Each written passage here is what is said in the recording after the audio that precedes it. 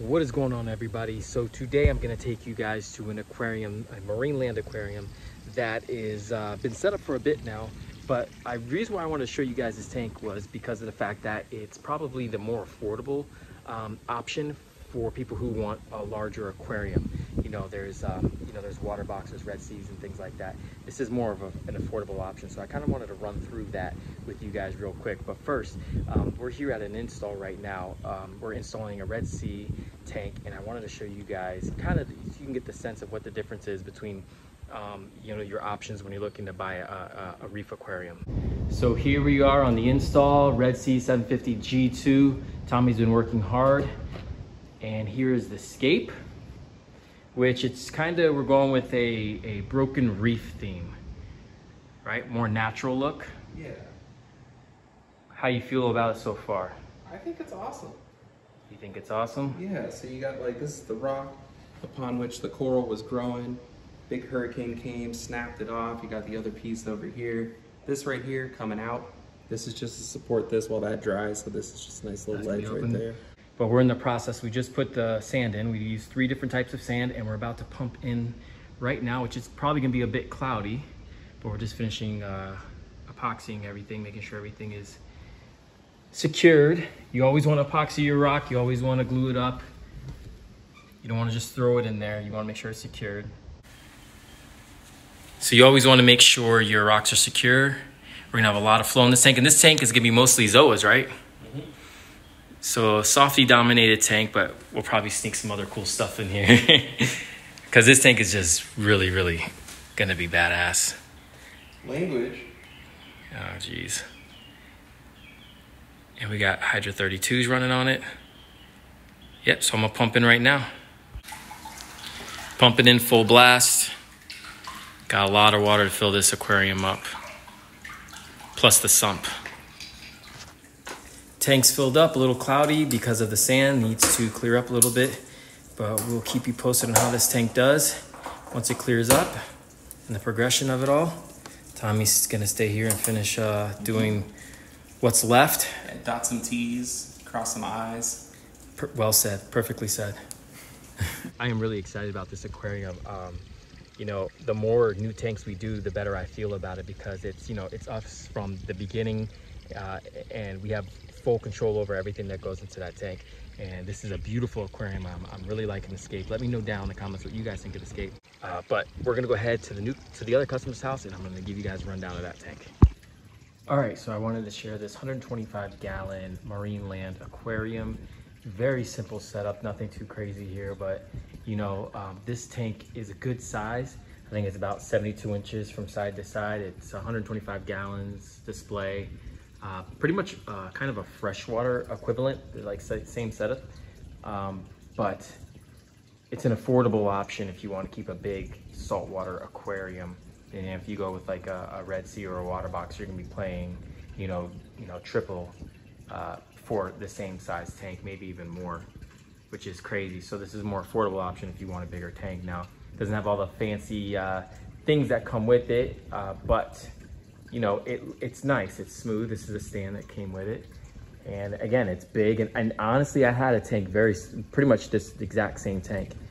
And it's a really good size to keep for saltwater tanks. I love the shape of it. I love the 72 inches side to side, plenty of swimming room for fish back and forth. It lends itself to good scaping. It's not too high, so you can get to the bottom of the tank to place corals and to clean and stuff. And it's not too deep either where it's hard to reach the back. It's just a good shape. I found it a really good shape for me. But let's go ahead and take a look at what we have here. So as far as fish, we have the plainfin Tamini tang that's just hid in the back. That yellow tang is a aquaculture yellow tang. Actually came in here really, really small. We have a blue reef chromis. We have a firefish, which I think is a recent addition. We have a 6-line wrasse. We have a Kupang damsel. 2 clownfish that have laid eggs in this seam right here. So they got their little eggs right there. And mandarin dragonet. As far as corals, we have 3 anemones. We have some leather coral, softies and stuff like that, mushrooms, etc. There's not a ton of coral in this tank. Definitely could use some more. I think if we had more coral in this tank, it would definitely look more alive and active. So I think it would make the tank stand out more for sure. They have these little barnacles in here, which I think are really cool. I actually took some of these similar ones and put them in my tank too, just because I was kind of inspired about what they did here. And I put it in my 20-gallon planted aquarium at home. So I think those barnacles are really cool. You know, fish love to hide in there, and it gives it a very natural aquarium look. If you're going for like something more natural looking and less like aesthetics, those are definitely the answer right there. And then there's some more over on this side, which, you know, you can get a lot of fish in here because they have plenty of places to go into and to hide.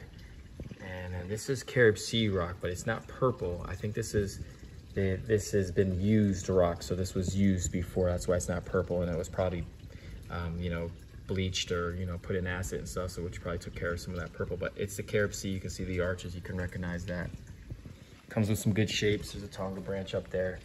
But yeah, so these marine land also do not come with sumps. They give you room for a sump, but they do not come with sumps.